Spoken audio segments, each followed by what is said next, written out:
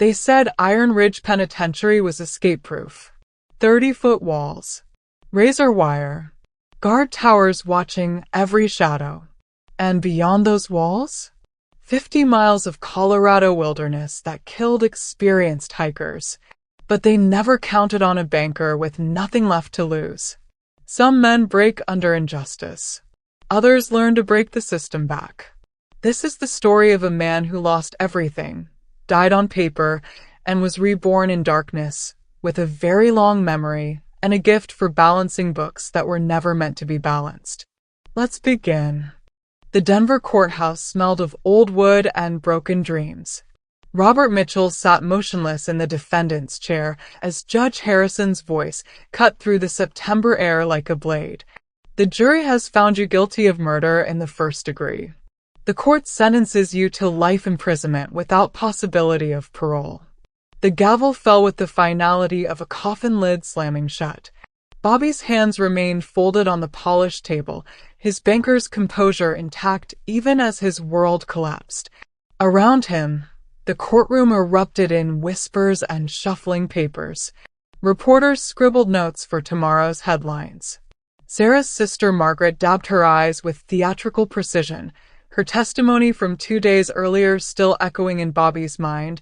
Sarah was terrified of him those last weeks. She said Bobby had changed, become violent when he drank. None of it was true. Bobby rarely drank, had never raised his hand to Sarah, and loved his wife more than his own life. But 12 strangers had believed Margaret's lies, had swallowed the prosecution's narrative of domestic violence escalating to murder. The bailiff's hand fell on Bobby's shoulder. "Time to go, Mitchell." Bobby rose slowly, his legs unsteady beneath him.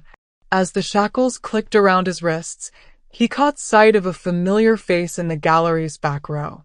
Thomas Garrett sat perfectly still, his expression carefully neutral. Bobby's business partner and best friend since college. The man who delivered the eulogy at Sarah's funeral. The man who testified tearfully about Bobby's recent erratic behavior and mounting financial pressures. The man who'd killed Sarah and let Bobby take the blame. Bobby had figured it out during the long nights in his holding cell, piecing together fragments of memory like a broken puzzle. Thomas had been embezzling from their shared investment accounts for months. Sarah, with her keen eye for numbers and honest heart, had discovered the theft. She'd confronted Thomas instead of coming to Bobby first, honest, trusting Sarah who always believed people could be reasoned with. It got her killed. The prosecution painted a picture of Bobby drowning in gambling debts, desperate enough to kill his wife for her life insurance money. They showed the jury bank records proving Bobby had increased Sarah's policy just 3 months before her death. They brought in witnesses who testified about Bobby's suspicious behavior in the weeks following the murder. What they didn't know was that Bobby had increased the insurance policy because Thomas had convinced him it was a smart financial move. What they couldn't see was that every piece of evidence pointing to Bobby had been carefully planted by a man who understood both Bobby's habits and the criminal justice system's weaknesses. Thomas Garrett was brilliant, methodical, and utterly without conscience. He'd committed the perfect crime, framing his best friend while walking away with a fortune stolen from their clients. The transport van wound through the Colorado Rockies on a gray October morning in 1974.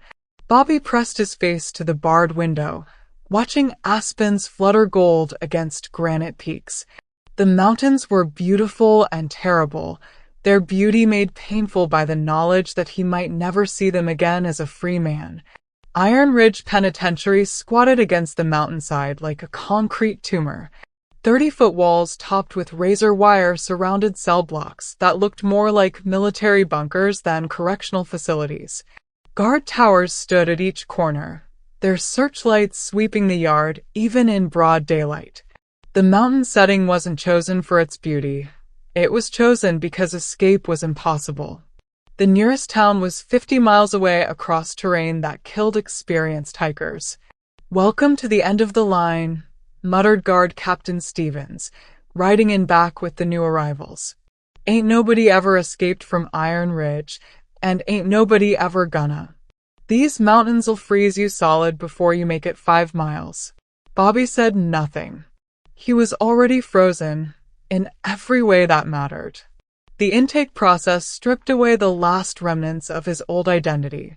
They took his clothes, his wedding ring, even his college class ring that had belonged to his father. In return, he got gray coveralls, a number, and a cell in C block that would be his home for the rest of his life. Cell 47 was 8 feet by 10 feet, furnished with a narrow bunk, a metal toilet, and a sink that dripped constantly. The walls were covered with scratches and stains left by previous occupants. One message, carved deep into the concrete beside the bunk, caught Bobby's attention. Hope is the thing with feathers. It flies away when you need it most. Bobby traced the words with his finger.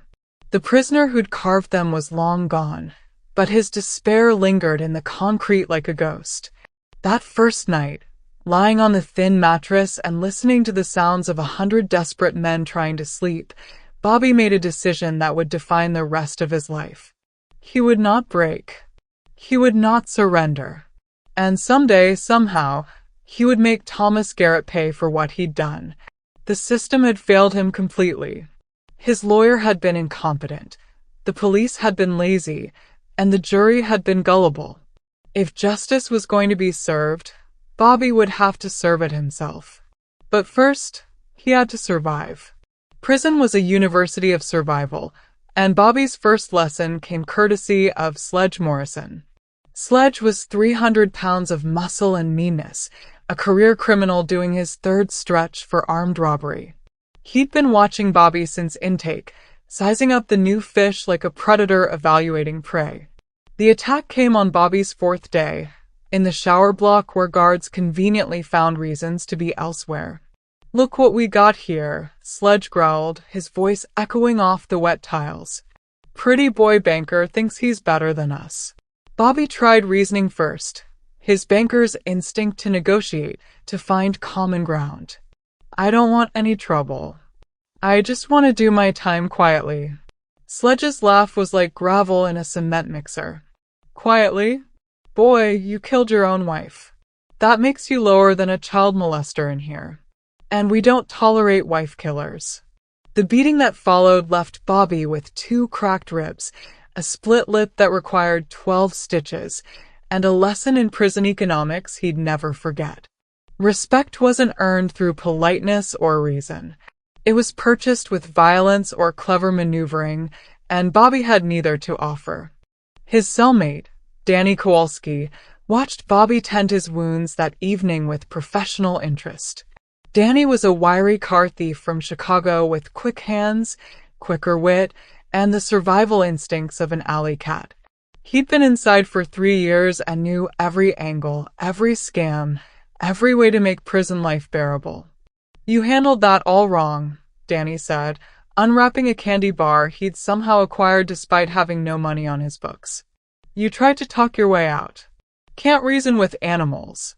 Bobby winced as he probed his swollen ribs. "So what should I have done?" "Fought dirty. Hurt him worse than he hurt you, even if it killed you. Reputation's everything in here, college boy. Better to be known as crazy than weak. I'm not a fighter. Then you better learn to be useful some other way." "What did you do on the outside?" "I was a banker. Commercial loans, investment planning, financial management." Danny's eyes lit up like Christmas morning. "No shit? That's pure gold in here. Half the guards got money troubles, and every con's got some scheme that needs financing. You play this right, you could own this place." Over the following weeks, Danny became Bobby's guide to Iron Ridge's hidden economy. He explained how cigarettes served as currency, how information was traded like stock certificates, and how the right connections could mean the difference between survival and destruction. The prison ran on favors and debts, threats and promises. Guards smuggled in contraband for the right price. Inmates with skills, mechanics, electricians, even accountants could trade their knowledge for protection and privileges. The key was finding your niche and defending it ruthlessly. Bobby's niche revealed itself during his 2nd month, when he was assigned to work in the prison library. The job was considered a plum assignment, usually reserved for inmates who'd proven themselves trustworthy. Bobby got it because the previous librarian had been released, and none of the other cons could read well enough to manage the filing system. The library was a sanctuary within Iron Ridge's walls. Books lined the shelves from floor to ceiling, classics, textbooks, even some recent novels donated by charitable organizations.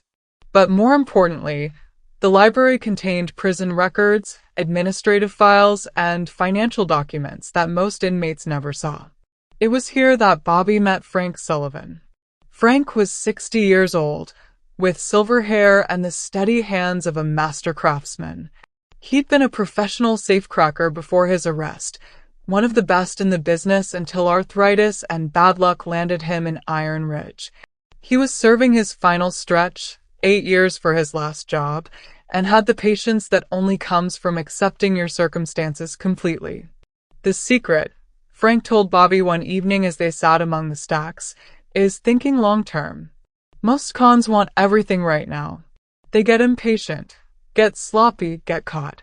But if you're willing to wait, really wait, you can accomplish anything. Frank had been studying the prison's layout for 8 years, memorizing every detail of its construction and operation. He knew which guards were corrupt, which inmates could be trusted, and which rules could be bent without breaking completely. More importantly, he understood that the most audacious plans succeeded because they were too patient and methodical for most people to imagine. "You're planning something," Bobby said. It wasn't a question. Frank smiled. "I'm always planning something.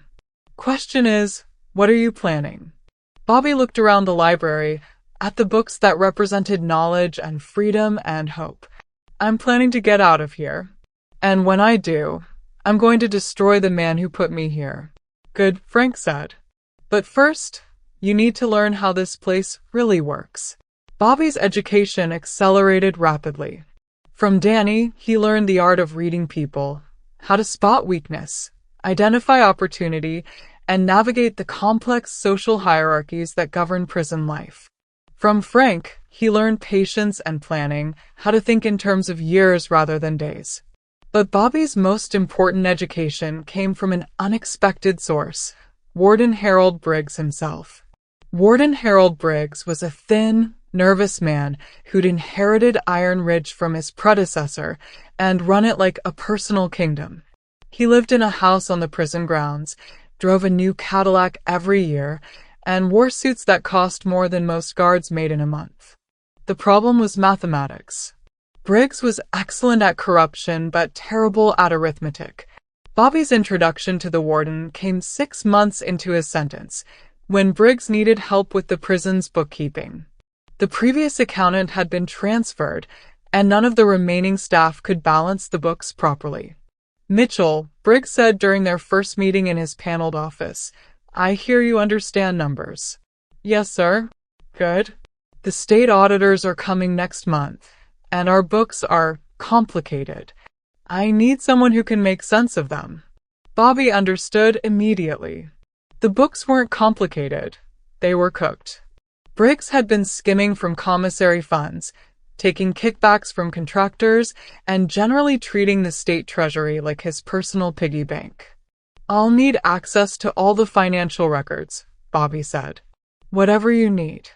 Just make sure everything adds up when the auditors arrive." What Bobby found in those records was a masterclass in small-scale corruption. Briggs had been stealing systematically for years, but he'd been doing it stupidly. Money disappeared in obvious ways. Contracts were awarded to the highest bidder instead of the lowest, and the paper trail led directly back to the warden's office. More importantly, Bobby discovered that Briggs was hemorrhaging money through bad investments and worse gambling habits. The warden owed money to bookmakers in Denver and Las Vegas. He'd invested in everything from oil derricks to horse races, usually with disastrous results. Briggs was desperate, which made him dangerous but also vulnerable. Bobby spent 2 weeks reorganizing the books, creating a system that satisfied the auditors while hiding the true extent of Briggs' theft. It was creative accounting at its finest. Money appeared and disappeared through carefully crafted transactions that looked legitimate on paper. Outstanding work, Briggs said after the auditors left without finding any irregularities. I could use someone with your skills on a more permanent basis. I'm happy to help, Warden. Good. I have some personal financial matters that need attention. Completely confidential, you understand. Bobby understood perfectly.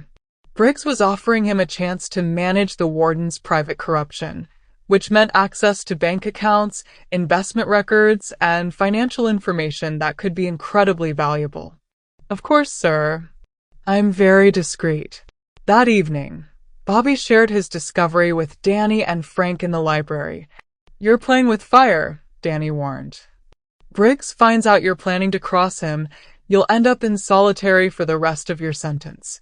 Or worse, Frank added. Men have died in here for less. I'm not going to cross him, Bobby said. I'm going to help him.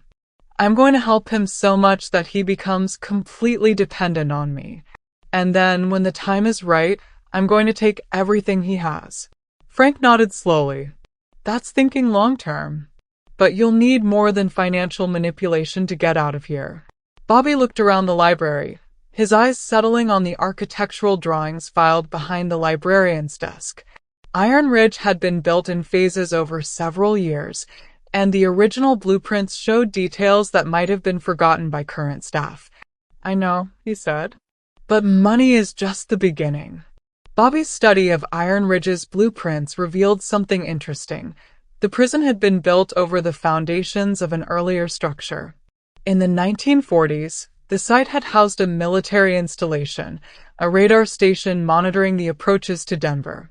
When the facility was decommissioned in the 1960s, the state had purchased the land and built Iron Ridge over the existing foundations. The builders had been efficient rather than thorough. Instead of completely removing the old structures, they'd simply built around them, incorporating the existing foundations into the new design.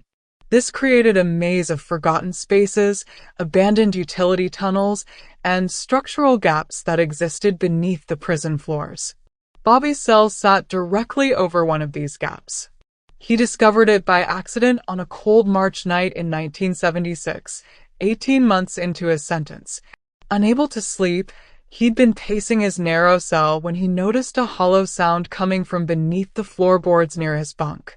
Investigation revealed that one of the boards was loose, probably weakened by decades of moisture from the dripping sink. When Bobby pried it up, he found empty space beneath, not much, but enough to hide small objects or, with considerable work, to create a passage. The discovery excited him, but Frank's reaction was more measured. That's your way out, the old safecracker said when Bobby told him about the gap. But it'll take years to do it right. Years. You want to end up like Tommy Crawley from D-Block? He tried to tunnel out in 6 months back in '72. Guards found him stuck halfway through his hole, crushed to death when the ceiling caved in. You do this right or you don't do it at all. Frank knew about tunnels. During his younger days, he'd helped dig escape routes for other criminals, including a famous bank job in Chicago that had required tunneling beneath 2 city blocks. His expertise in structural engineering was entirely self-taught but absolutely reliable. First thing you need to know, Frank explained, is that this isn't about speed, it's about precision. Every inch has to be carefully excavated and reinforced. You rush this, you die. The planning took months. Frank calculated angles and distances, studying the prison's layout to determine the optimal route. The tunnel would need to extend approximately 30 feet to reach the drainage system beyond the prison walls, a massive undertaking that would require careful disposal of excavated material and absolute secrecy. Bobby would do the physical work, since his cell provided access to the foundation gap. Danny would provide logistical support, using his connections throughout the prison to acquire tools and materials. Frank would supervise construction, ensuring that each phase was completed correctly before moving to the next. They needed tools, small hammers, metal spikes, anything that could chip away concrete and stone. They needed containers to carry away debris. Most importantly, they needed a way to dispose of excavated material without arousing suspicion. The solution came from Bobby's privileged position as Briggs' unofficial accountant. His work for the warden gave him access to areas of the prison that other inmates never saw, including storage rooms, maintenance areas, and forgotten corners where handfuls of concrete dust could be scattered without notice. The work itself was brutally difficult. Bobby could only dig during the late-night hours when his cellmate was asleep, and guards were least likely to make random inspections. The tunnel was barely wider than his shoulders, forcing him to squirm forward on his belly while chipping away at the foundation inch by agonizing inch. His hands became raw, then calloused, then permanently scarred from the rough concrete. His back ached constantly from the awkward positions required for excavation. But gradually, methodically, the tunnel began to extend beyond his cell toward freedom. Progress was measured in inches per week. By winter of 1976, Bobby had advanced 3 feet. By spring of 1977, 8 feet.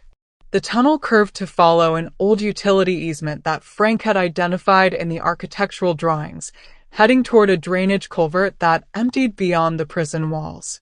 Frank calculated they needed 30 feet total to reach the culvert. At Bobby's current pace, that meant at least 2 more years of nightly excavation. Bobby had time. What he needed was the perfect opportunity to use what he was building. The breakthrough came from an unexpected source: Sarah's personal belongings. Prison mail was heavily censored, but Bobby had cultivated relationships with several guards through his financial consulting work.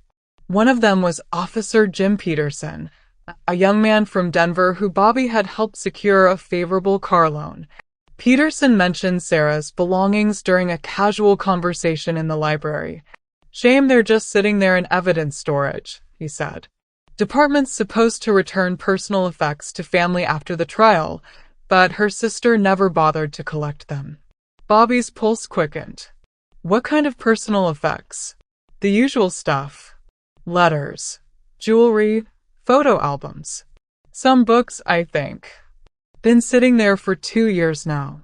That night, Bobby lay awake thinking about Sarah's correspondence. She'd been a prolific letter writer, maintaining friendships with college classmates scattered across the country. If Thomas had been embezzling for months before Sarah's death, she might have mentioned her suspicions to someone. Getting access to the evidence required careful maneuvering. Bobby couldn't simply ask to see his dead wife's belongings. That would raise immediate suspicions. Instead, he convinced Peterson that the evidence storage room needed better organization for the upcoming annual inspection. "I could help you catalog everything," Bobby offered. "I've been doing inventory management for the warden. I know how these inspections work." Peterson was grateful for the assistance. The evidence room was a chaotic maze of boxes and files, and he'd been dreading the task of organizing it alone. Bobby found Sarah's belongings in a cardboard box marked Mitchell, Sarah, personal items. His hands shook as he lifted out her jewelry box, her favorite sweater, and the bundle of letters tied with blue ribbon in her careful handwriting. The letters were organized by recipient, each bundle secured with rubber bands. Bobby quickly identified the correspondence he needed. Letters to Jenny Martinez, Sarah's college roommate who now lived in San Diego. Reading Sarah's words was like hearing her voice from the grave. She wrote about their plans for the future, about wanting children, about her concerns over Bobby's increasing work stress. But buried among the domestic details were observations that made Bobby's blood run cold. March 15, 1974. Dearest Jenny, something strange is happening at Bobby's office. I stopped by yesterday to bring him lunch, and I saw Thomas meeting with some men I didn't recognize. They were looking at client files, which seemed odd since Thomas handles the investment side while Bobby manages loans. When they saw me, Thomas got very flustered and hurried them out through the back door. When I asked Bobby about it later, he said Thomas was just showing potential investors around, but something felt wrong about the whole thing.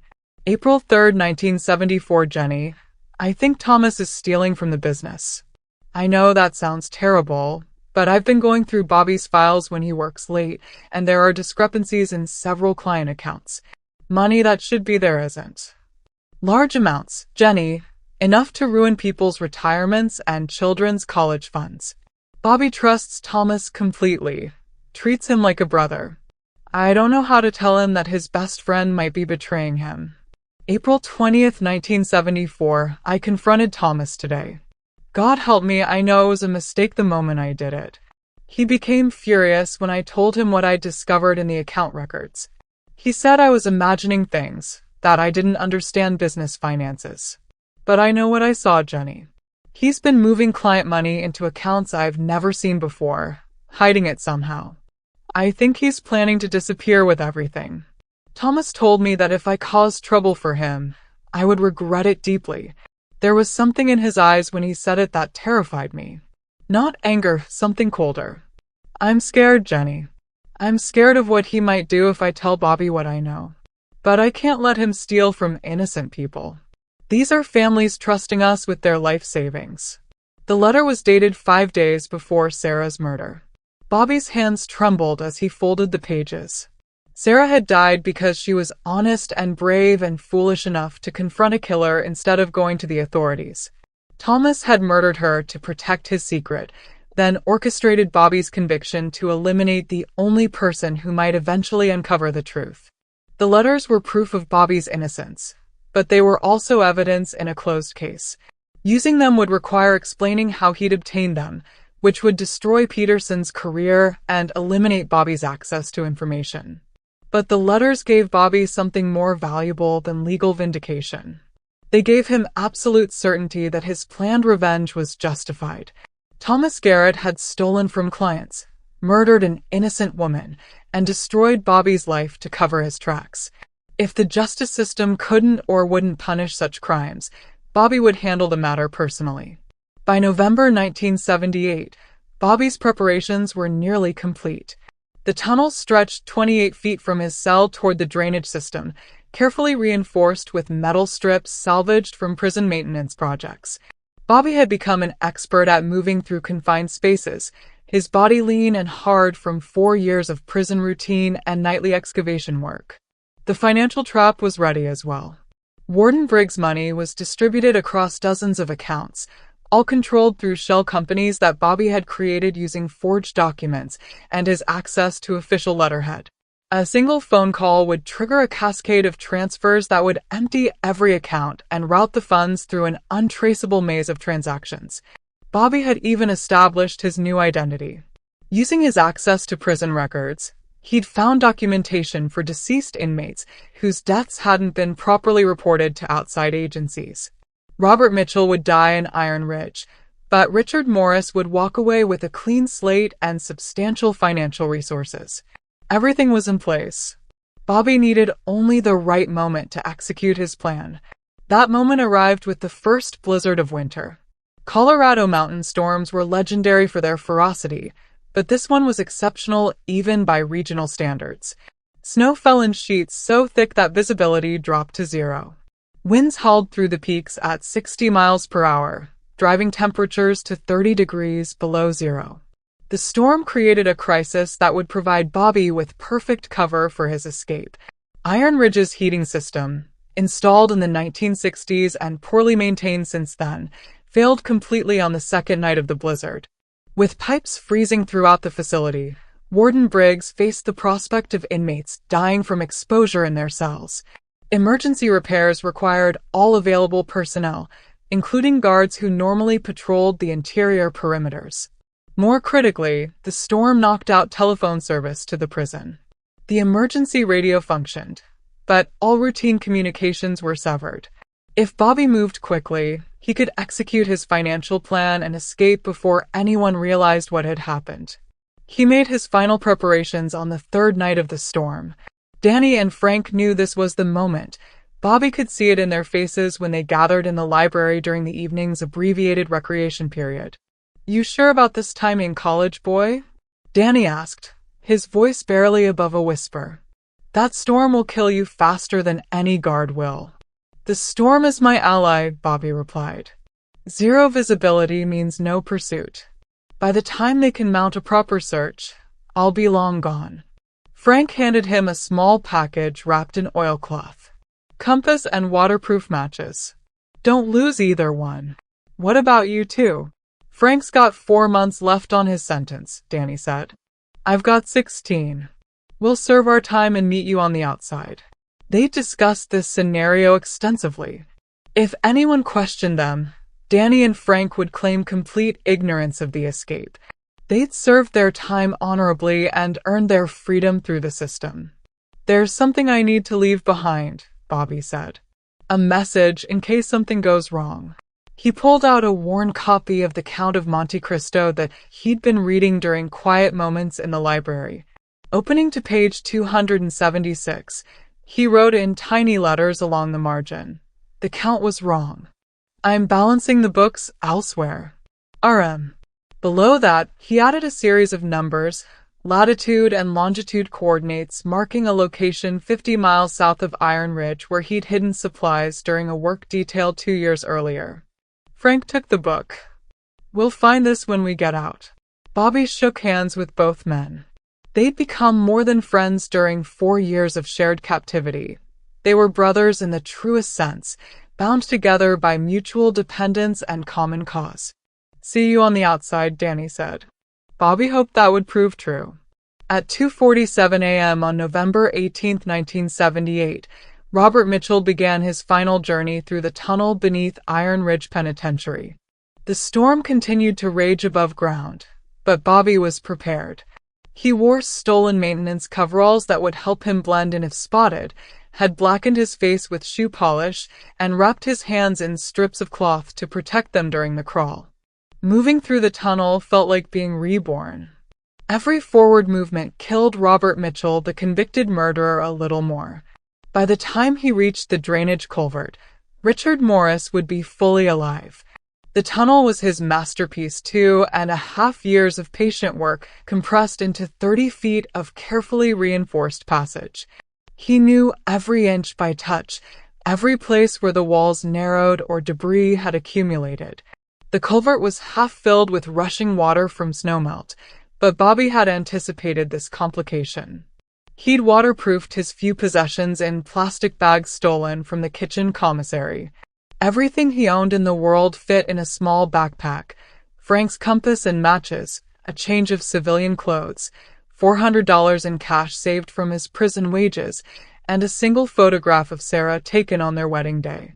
The water was shockingly cold, but Bobby forced himself to move slowly and carefully. A mistake here would be fatal. The culvert was too narrow to turn around in, and the current was strong enough to sweep away a careless man. After what felt like hours but was probably only 20 minutes, Bobby saw a gray light ahead. The culvert's outlet was camouflaged by brush and boulders, invisible from the prison walls, but accessible to someone who knew exactly where to look. Bobby emerged into the blizzard like a creature rising from the earth itself.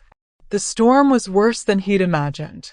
Snow fell so thick he couldn't see his own feet, and wind cut through his clothes like knives. But Bobby had planned for exactly these conditions. Using Frank's compass, he oriented himself toward the south and began the most dangerous part of his journey. His destination was a supply cache he'd established during a prisoner work detail 2 years earlier. Officially, the inmates had been clearing deadfall from the prison's access road. Unofficially, Bobby had buried a metal box beneath a lightning-struck pine tree 3 miles from the prison.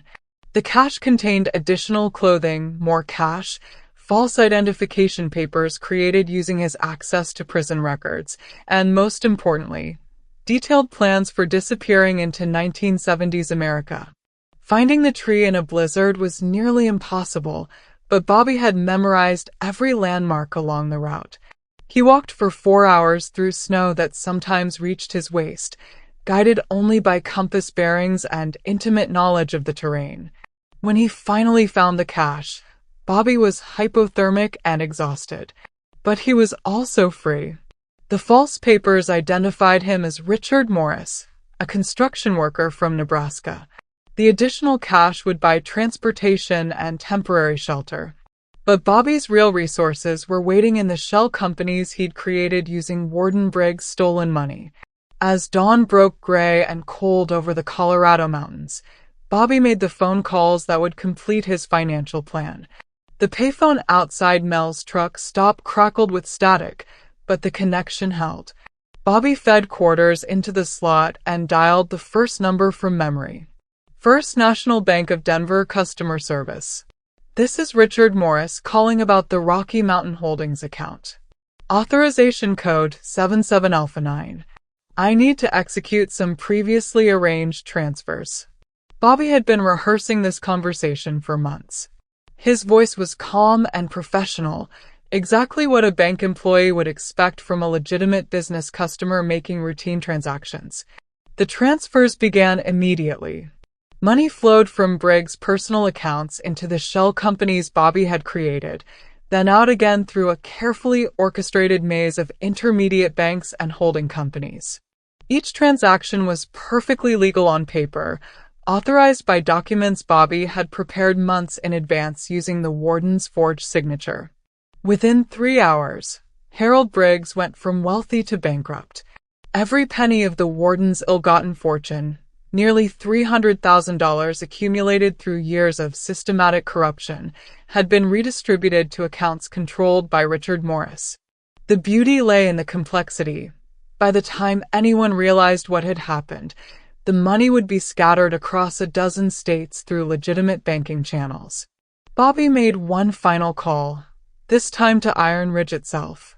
Warden's office, came a harried voice. Bobby recognized Officer Peterson, who sounded exhausted and stressed. This is Richard Morris from Denver National Bank. I need to speak with Warden Briggs about some urgent financial matters regarding his investment portfolio. He can't come to the phone right now. We've had a serious incident here. What kind of incident? A prisoner escaped during the storm. Whole place is locked down tight. Bobby allowed himself a small smile. I see. Well, when the warden has time, please tell him that his portfolio restructuring has been completed as requested. All assets have been moved to more secure accounts as he specified. I'll give him the message when I can. Bobby hung up and walked away from the payphone. Somewhere behind him, Harold Briggs was probably discovering that his years of corruption had finally caught up with him. The man would face federal charges for embezzling state funds, and he'd have no money left to hire competent legal representation. Justice wasn't always served by courts and judges. Sometimes it came from the patient work of someone who understood how to balance the books properly. Richard Morris bought a used Ford pickup in Grand Junction and drove east toward the Great Plains. Behind him, Colorado faded into memory. Ahead lay the vast anonymity of 1970s America, where a man with cash and false papers could disappear completely. Bobby, he still thought of himself as Bobby, though he'd never used that name again, had studied the art of vanishing during his years in Iron Ridge. The key was becoming invisible to official systems while building a legitimate identity in places that didn't ask uncomfortable questions. He settled in Topeka, Kansas, a medium-sized city where Richard Morris could find construction work and rent a modest apartment without attracting attention. The job paid in cash and required no background checks beyond basic competence with tools and willingness to work hard. Over the following months, Richard Morris became increasingly real. He obtained a driver's license, opened a bank account, and established credit history. He was polite but not memorable, hardworking but not ambitious. To his coworkers, he was just another guy trying to make an honest living after some unspecified troubles back home. But Bobby never forgot who he really was or why he was hiding. During evenings and weekends, he began the real work of building his new life. Using skills acquired as a banker, he invested Briggs' stolen money carefully and conservatively. Some went into blue-chip stocks, some into municipal bonds, most into real estate investments that would appreciate steadily over time. He also began planning his next move. Thomas Garrett was still living in Denver, still operating the business he'd built on embezzled funds and Bobby's destroyed reputation. According to newspaper clippings Bobby found in the Topeka library, Thomas had married Sarah's friend Lisa 8 months after the trial, a detail that made Bobby's blood run cold with rage. Bobby could have gone to authorities with Sarah's letters, but that would mean revealing his identity and returning to prison. Instead, he decided on a more elegant solution. If Thomas wanted to play financial games, Bobby would give him a masterclass in the subject. It took Bobby 4 years to position himself for revenge against Thomas Garrett. Working through intermediaries and carefully constructed shell companies, Bobby began investing in Denver real estate and business ventures. He was extraordinarily careful to remain invisible, but his fingerprints were everywhere for anyone who knew how to look. Thomas began noticing problems in 1981. Properties he wanted to buy were suddenly purchased by mysterious investors offering cash deals he couldn't match. Loans he'd counted on were denied when competing applications appeared from better qualified borrowers. Business opportunities that seemed certain evaporated at the last moment. By 1982, Thomas was struggling financially. His marriage to Lisa had deteriorated under the stress of mounting business problems. He'd started drinking heavily and making increasingly desperate investment decisions. Bobby orchestrated Thomas's decline with the same methodical patience he'd used to dig his escape tunnel. Every setback was carefully planned, every financial pressure precisely calibrated to push Thomas toward desperation without making the manipulation obvious. The final phase began when Thomas tried to sell his remaining business assets to cover mounting debts. Bobby, operating through a Denver investment firm he'd quietly purchased, made an offer that Thomas couldn't refuse, a buyout that would clear his debts but leave him with almost nothing. They arranged to meet at the Brown Palace Hotel on a frigid February evening in 1983. Bobby wore an expensive suit and carried himself with the confidence of a successful businessman. Thomas looked haggard and desperate, exactly what he was. "Mr. Morris," Thomas said, extending a trembling hand. "Thank you for agreeing to meet with me personally."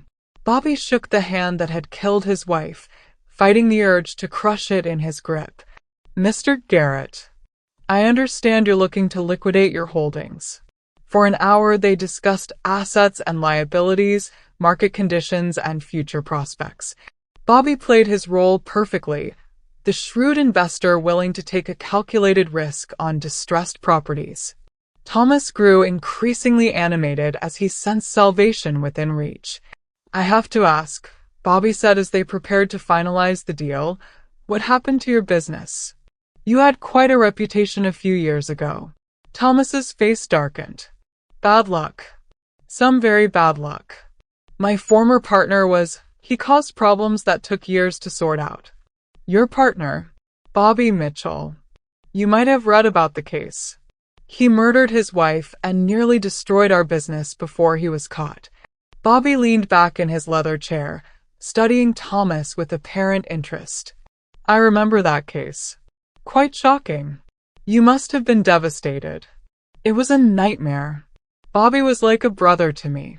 Finding out what he was capable of." Thomas shook his head.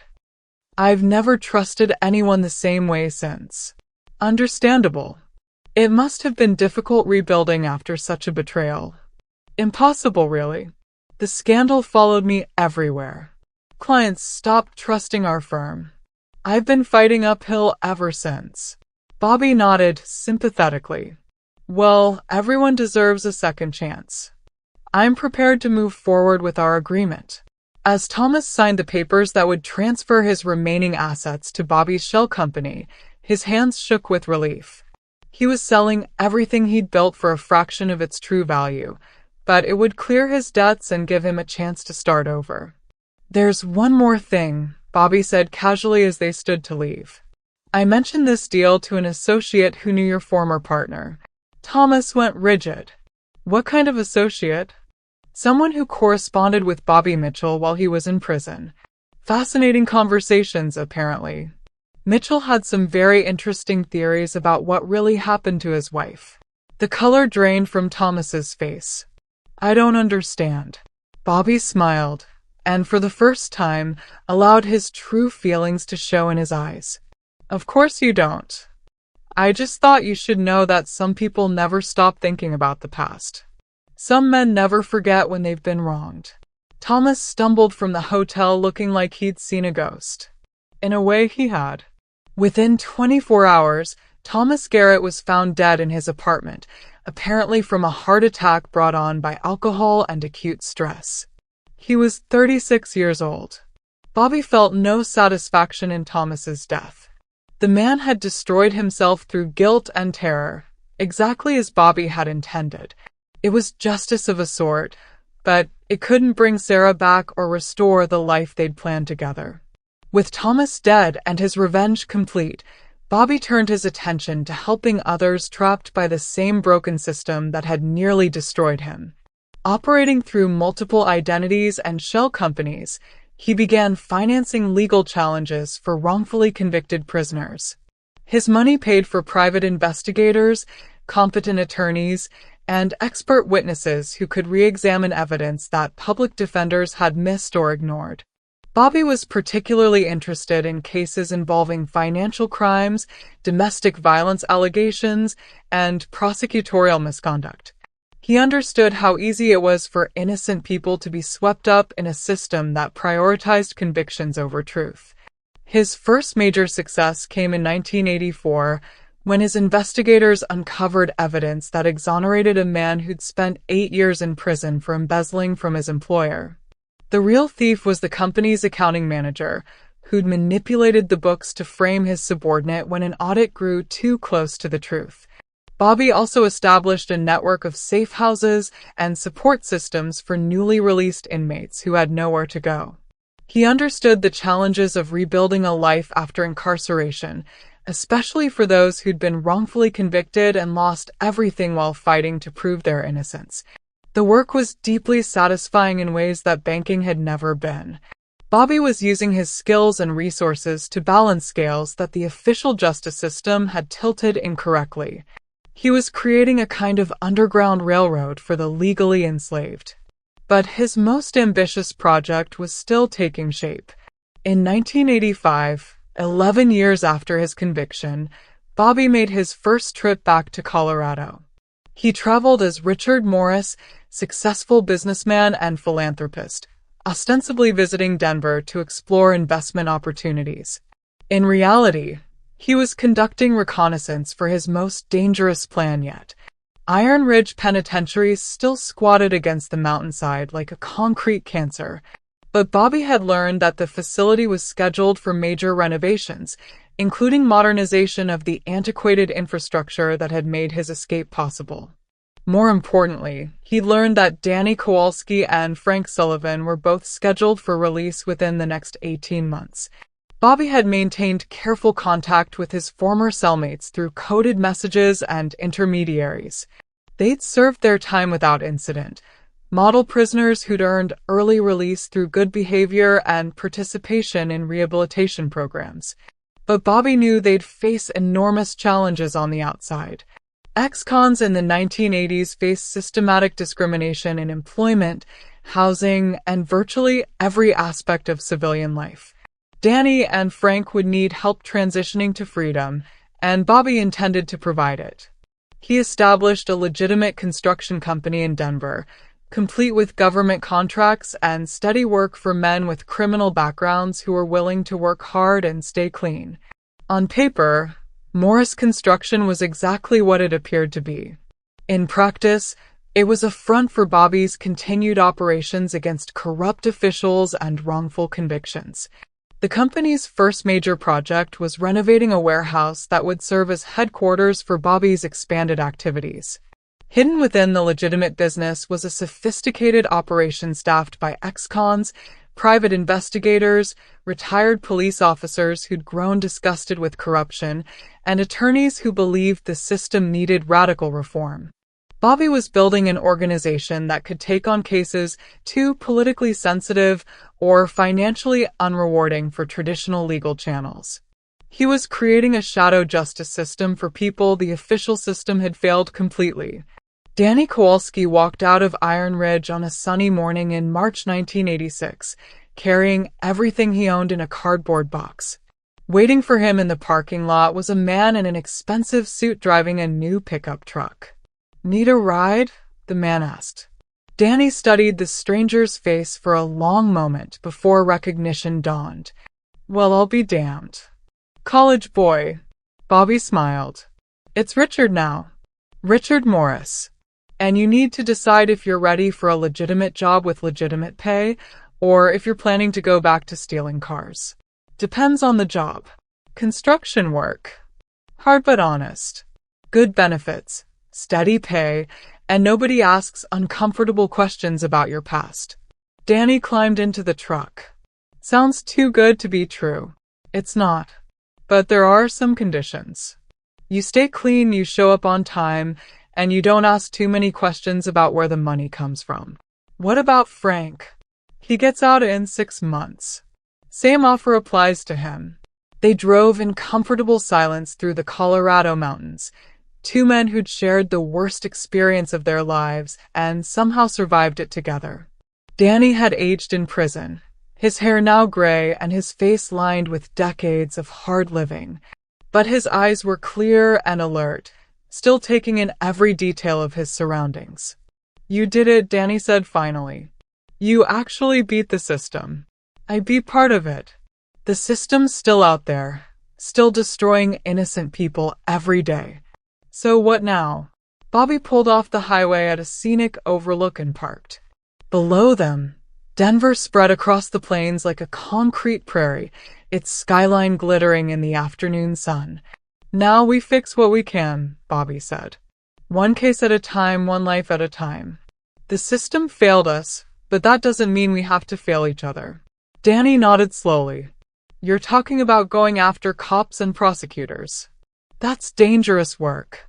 Everything worth doing is dangerous. The question is whether you're interested in making a difference or just making a living. Both, if possible." Bobby handed Danny a business card. "Morris Construction. Report to the address tomorrow morning at 7. Ask for Jake Morrison, he's the foreman, and he knows you're coming." "What about you?" "I'll be around. I've got other projects that need attention." They shook hands in the parking lot of a truck stop outside Denver. Danny walked away to catch a Greyhound bus to his new life, while Bobby drove back toward the mountains where his old life had ended and his real work had begun. Frank Sullivan's release came on a golden September morning in 1986. Unlike Danny, Frank had no one waiting for him in the parking lot. He'd served his full sentence without incident, a model prisoner who'd earned his freedom through patience and good behavior. What he found in his belongings was a business card and a handwritten note. "The library tonight after closing. Come alone. RM." Frank took a bus to Denver and spent the day walking through the city, reacquainting himself with freedom. Everything had changed during his 8 years inside. The buildings, the cars, even the people looked different. But Frank adapted quickly, his safecracker's instincts serving him well in navigating an unfamiliar environment.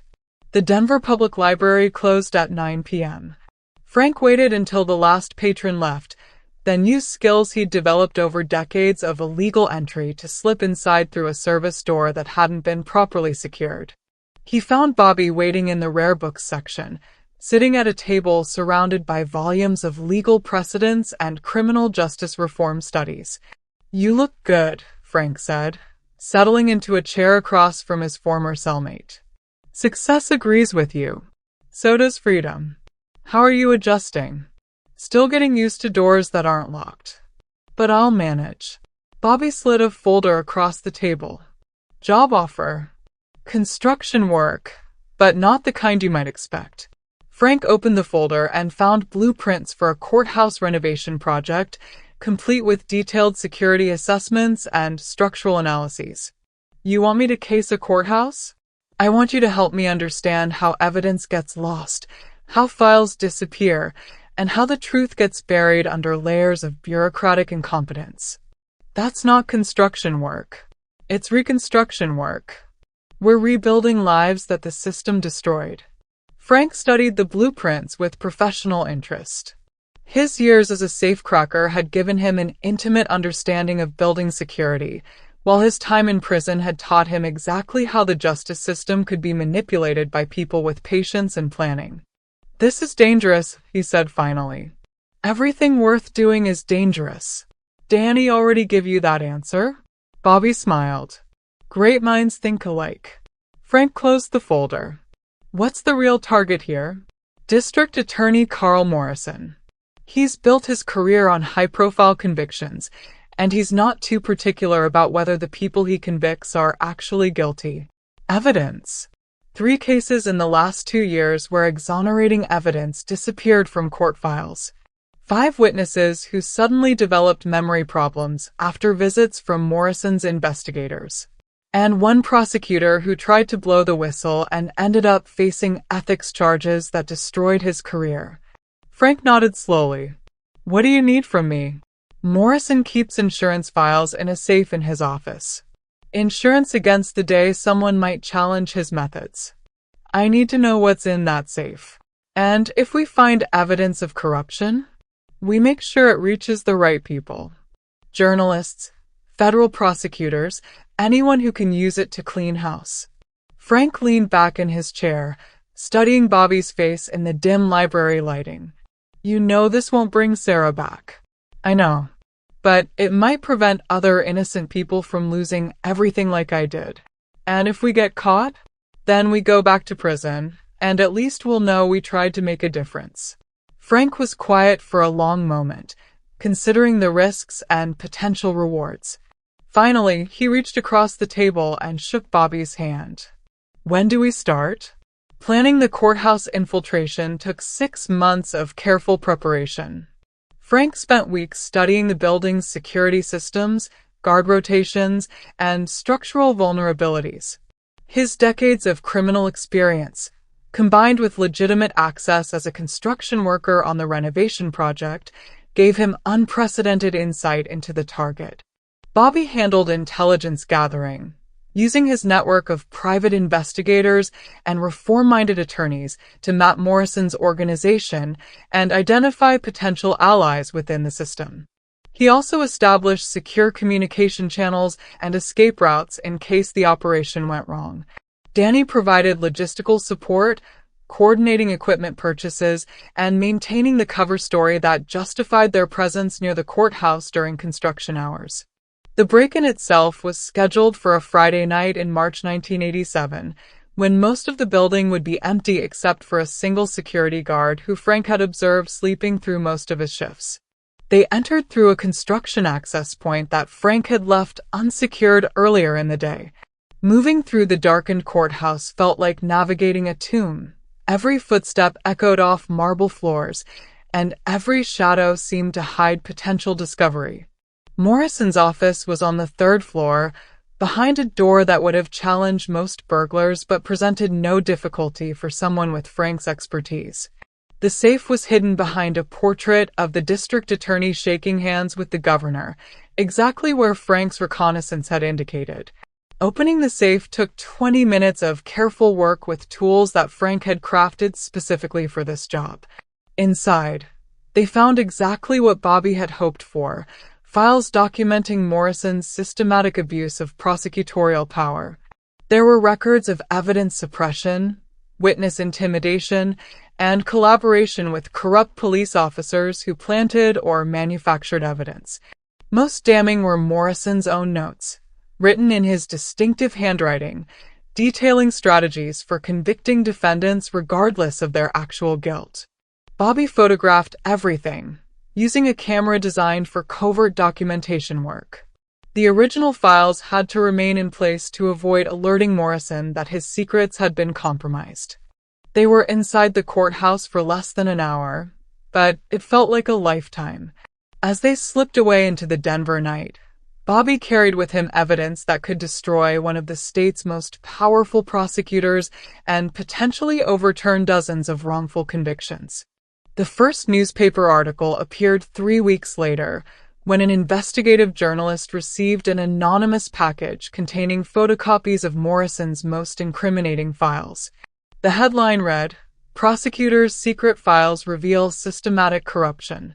Within days, the story had exploded across national media. Federal prosecutors announced investigations into Morrison's conduct and the cases he'd prosecuted. Defense attorneys filed motions for new trials in dozens of cases where evidence had been suppressed or witnesses had been intimidated. Morrison himself held a defiant press conference, claiming the documents were fabricated by criminals seeking revenge against successful prosecution. But his protestations rang hollow when handwriting experts confirmed that the notes were authentic. The district attorney's career collapsed in a matter of weeks. He was forced to resign pending criminal charges, and several of his subordinates were suspended or transferred. More importantly, a special prosecutor was appointed to review every case Morrison had handled during his tenure. Bobby watched the coverage from his office at Morris Construction, feeling a satisfaction deeper than anything he'd experienced since his escape from Iron Ridge.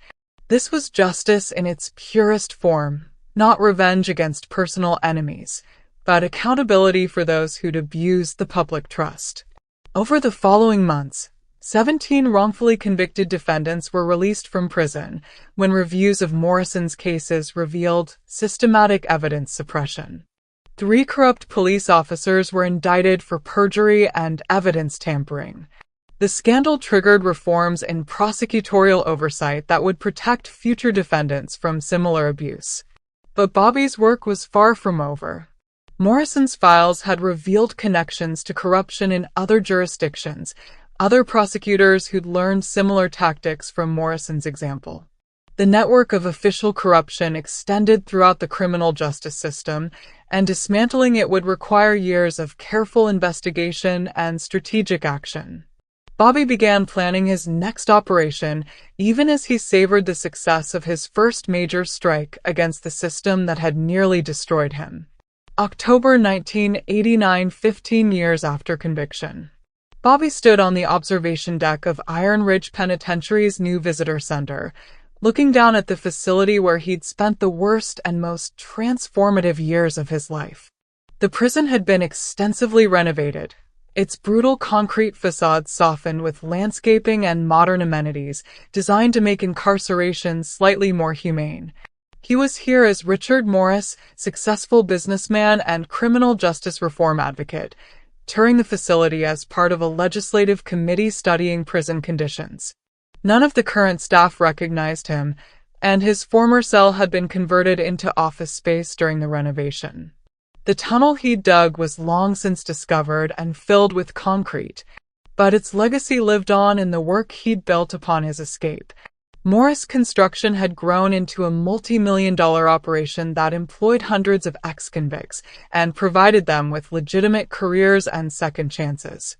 The company's profits funded a network of legal advocacy organizations that challenged wrongful convictions and prosecutorial misconduct throughout the western states. In 15 years of operation, Bobby's organization had secured the release of 43 innocent people from prison, exposed corruption in 7 district attorneys' offices, and triggered reforms that had prevented countless future wrongful convictions. The personal cost had been enormous. Bobby had never remarried, never had the children he and Sarah had planned, never built the quiet domestic life they'd dreamed of sharing. He lived under an assumed identity, always careful to avoid situations that might expose his true past. But he'd found purpose in his exile. The bitter lessons learned in Iron Ridge had been transformed into tools for protecting others from similar injustice. The patience Frank had taught him, the survival skills Danny had provided, and the financial expertise that had made his escape possible, all had been repurposed in service of a larger cause. As he prepared to leave Iron Ridge for what would probably be the last time, Bobby thought about the message he'd left for Danny and Frank in The Count of Monte Cristo. The Count was wrong. I'm balancing the books elsewhere. Edmond Dantes had sought personal revenge against those who'd wronged him. Bobby had chosen a different path, using his freedom to balance the scales of justice for people he'd never met, fighting a system that crushed the innocent and protected the corrupt. The books would never be perfectly balanced. There would always be more corruption to expose, more innocent people to defend, more work to be done. But Bobby had found his calling in that work, and he would continue it until his own final accounting. He walked away from Iron Ridge without looking back, driving down the mountain road toward Denver and the life he'd built from the ashes of the one that had been taken from him.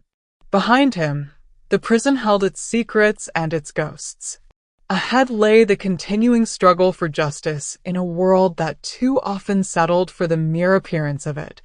In his wallet, Bobby carried a worn photograph of Sarah, the only connection to his original identity that he'd allowed himself to keep.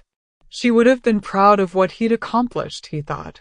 She would have understood that sometimes justice required operating outside the law, that sometimes the only way to serve truth was to abandon the legal system that claimed to protect it. The count had been wrong, but the books were slowly, carefully being balanced. One case at a time. One life at a time. One small victory against overwhelming odds. Robert Mitchell was dead and buried in the records of a failed justice system. But Richard Morris lived on, and his work continued, driven by the memory of a woman who died for her honesty and the knowledge that freedom meant nothing if it wasn't used to protect others who couldn't protect themselves. The mountains faded in his rearview mirror as Bobby drove toward the future, carrying with him the hard-won wisdom of a man who'd lost everything and discovered that sometimes losing everything was the only way to find what really mattered. The count was wrong, but the balance sheet was finally, slowly, beginning to even out. The end. If you enjoyed this story, please support us by subscribing to our channel. And make sure to like, comment, and share it with your loved ones.